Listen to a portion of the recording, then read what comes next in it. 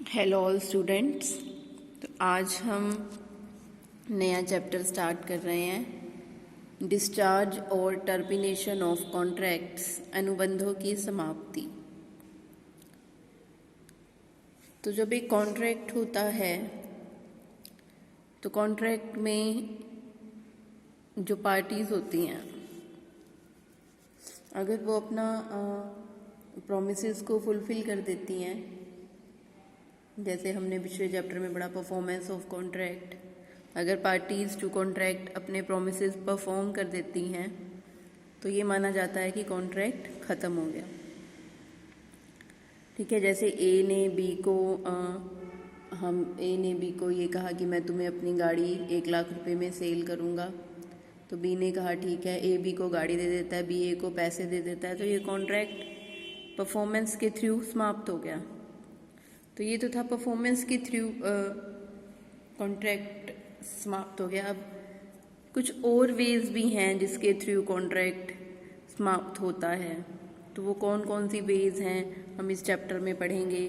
Bye performance हो सकता है, ये जो मैंने आपको बताया, म्यूचुअल कंसेंट और एग्रीमेंट के थ्रू हो सकता है, बाय इम्पॉसिबिलिटी ऑफ परफॉर्मेंस इसके थ्रू हो सकता है, by lapse of time, by operation of law, by breach. तो ये कुछ वेज हैं जिनके थ्रू एक कॉन्ट्रैक्ट जो है वो टर्मिनेट हो जाता है। ठीक है, तो अब हम इनको पढ़ेंगे स्टेप बाय स्टेप। सबसे पहले है डिस्चार्ज बाय परफॉर्मेंस, निष्पादन द्वारा समाप्ति। तो ये जो है एक बहुत एक प्रिवेलेंट मेथड है कि एक कॉन्ट्रैक्ट को परफॉर्म कर दिया जाएगा, यानी कि पार्टीज अपने प्रोमिसेस फुलफिल कर देंगी तो वो कॉन्ट्रैक्ट ख़त्म हो जाएगा। ठीक है, अब ये परफॉर्मेंस एक्चुअल परफॉर्मेंस भी हो सकती है और ये फिर ऑफर ऑफ परफॉर्मेंस भी हो सकता है। ठीक है, उसके बाद नेक्स्ट टॉपिक है हमारा डिस्चार्ज बाय म्यूचुअल कंसेंट और एग्रीमेंट। कि एक तो हमने मेथड पढ़ा कि बाय परफॉर्मेंस हमने कॉन्ट्रैक्ट कंप्लीट किया। अब दूसरा मेथड क्या है कि पार्टीज टू कॉन्ट्रैक्ट जो हैं वो क्या कर सकती हैं, वो आपस में एक दूसरे के साथ एक समझौता करके या आपस में एक कंसेंट के थ्रू, म्यूचुअल कंसेंट के थ्रू जो पुराना कॉन्ट्रैक्ट है उसमें चेंज भी कर सकते हैं, पुराने कॉन्ट्रैक्ट को ख़त्म भी कर सकते हैं। ठीक है, पुराने कॉन्ट्रैक्ट के प्लेस पर एक नया कॉन्ट्रैक्ट भी क्रिएट कर सकते हैं। तो अगर ऐसा होता है तो ये होगा डिस्चार्ज बाय म्यूचुअल कंसेंट और एग्रीमेंट, कि पुराना कॉन्ट्रैक्ट ख़त्म हो जाएगा। अगर वो नया कॉन्ट्रैक्ट करते हैं तो उसके प्लेस पर नया कॉन्ट्रैक्ट, अब नए कॉन्ट्रैक्ट्स की प्रॉमिसेस जो हैं उनको फुलफिल करने पड़ेंगे। तो सेक्शन 62 में क्या लिखा है, यदि अनुबंध के पक्षकार अनुबंध के बदले नया अनुबंध करते हैं या पुराने अनुबंध को या वर्तमान अनुबंध को रद्द करते हैं या अनुबंध में परिवर्तन करते हैं, तो फिर जो ओरिजिनल कॉन्ट्रैक्ट है उसको परफॉर्म करने की ज़रूरत नहीं पड़ती। ठीक है, तो म्यूचुअल कॉन्सेंट में के थ्रू किस तरह से कॉन्ट्रैक्ट को डिस्चार्ज किया जा सकता है। सबसे पहले है नोवेशन। ठीक है, तो नोवेशन यानी कि नवकरण। तो नवकरण में क्या होता है कि जब पार्टीज टू कॉन्ट्रैक्ट है वो आपस में म्यूचुअल कंसेंट से पुराने कॉन्ट्रैक्ट के प्लेस पर एक नए कॉन्ट्रैक्ट को क्रिएट करते हैं। ठीक है, नया क्रिएट करते हैं, तो इसको हम क्या कहेंगे कि a new contract is created and old is terminated. कि एक नया कॉन्ट्रैक्ट क्रिएट हो रहा है, a new contract is created and old is terminated. एक नया कॉन्ट्रैक्ट क्रिएट हो रहा है और पुराना समाप्त हो रहा है। तो ये जो नया कॉन्ट्रैक्ट क्रिएट हो रहा है ये पुरानी पार्टीज जो हैं उनमें भी हो सकता है, ठीक है, और किसी नई पार्टी में के साथ भी किया जा सकता है, ठीक है। तो पार्टीज चेंज भी हो सकती हैं और पार्टीज वही भी रह सकती हैं, और कॉन्ट्रैक्ट का नेचर भी चेंज हो सकता है। जैसे ए के पास 2 मकान हैं, ठीक है, एक हाउसिंग बोर्ड में है और एक अर्बन स्टेट में है। अब ए क्या कहता है बी को कि मैं तुम्हें जो है हाउसिंग बोर्ड वाला मकान सेल करूँगा, ठीक है। अब ए और बी में कॉन्ट्रैक्ट होता है, बी कहता है ठीक है मैं खरीद लूँगा। लेकिन थोड़े टाइम बाद ए बी को क्या कहता है कि भाई मैं तुम्हें वो वाला मकान नहीं सेल करूँगा हाउसिंग बोर्ड वाला, मैं तुम्हें अर्बन स्टेट वाला मकान सेल करना चाहता हूँ, ठीक है। तो अब बी अगर चाहे तो पुराने कॉन्ट्रैक्ट को कैंसिल कर सकता है और उसके साथ नया कॉन्ट्रैक्ट कर सकता है। तो अगर ऐसा हो जाता है कि पहले वाले मकान वाला कॉन्ट्रैक्ट कैंसिल हो जाता है और नए मकान के कॉन्ट्रैक्ट के लिए दोनों पार्टीज फिर से एक कॉन्ट्रैक्ट करती हैं, तो ये क्या होगा, नोवेशन, ठीक है। तो अब यहाँ पे जो है नए मकान के लिए कॉन्ट्रैक्ट किया गया, और ऐसा भी हो सकता है कि जैसे मान लिया ए ने बी को एक लोन दिया है 50,000 का, ठीक है, तो बी ने ए को 50,000 रुपये देने हैं। अब ए और बी में क्या एग्रीमेंट होता है कि बी की बजाय ए बी और सी तीनों ये कॉन्ट्रैक्ट करते हैं कि अब बी की बजाय सी बी का लोन जो है वो सी पे करेगा, ठीक है। तो ये पुराना कॉन्ट्रैक्ट खत्म हो गया, नया कॉन्ट्रैक्ट हो गया। तो यहाँ पे बी जो है चेंज हो गया, बी चेंज हो गया, अब कौन आ गया, नई पार्टी सी आ गई।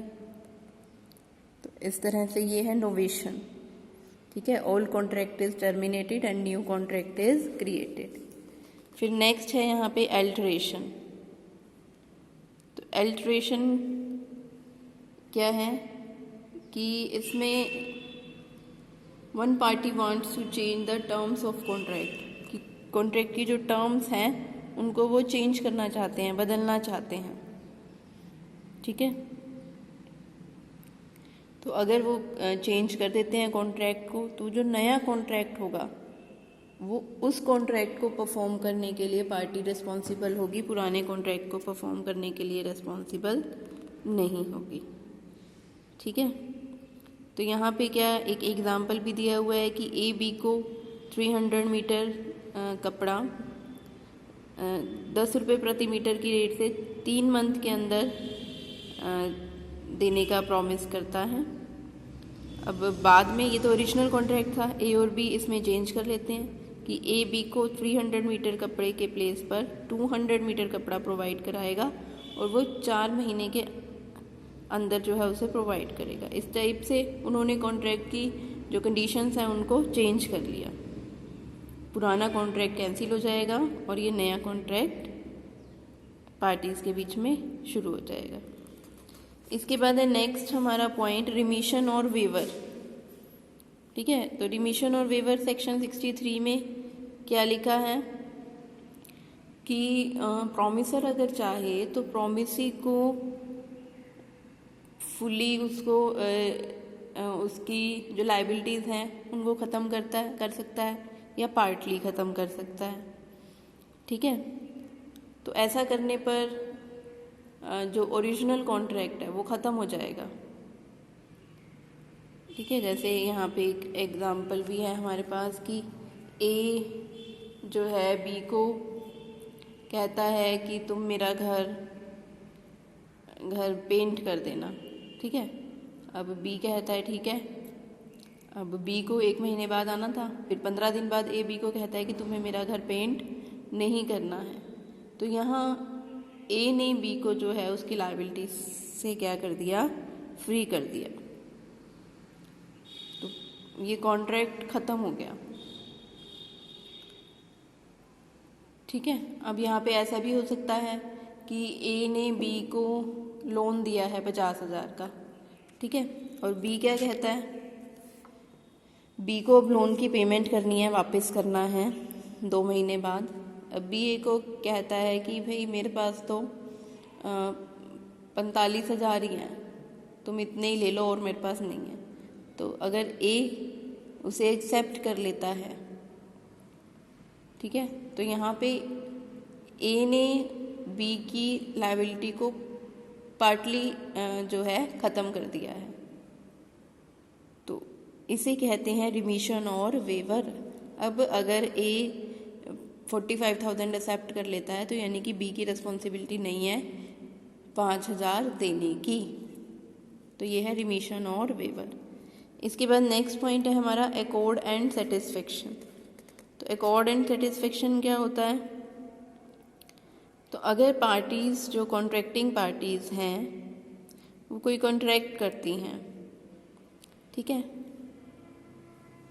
ओरिजिनल कोई कॉन्ट्रैक्ट किया, ठीक है, तो अब वो उस कॉन्ट्रैक्ट को कैंसिल करके कोई नया कॉन्ट्रैक्ट करती हैं,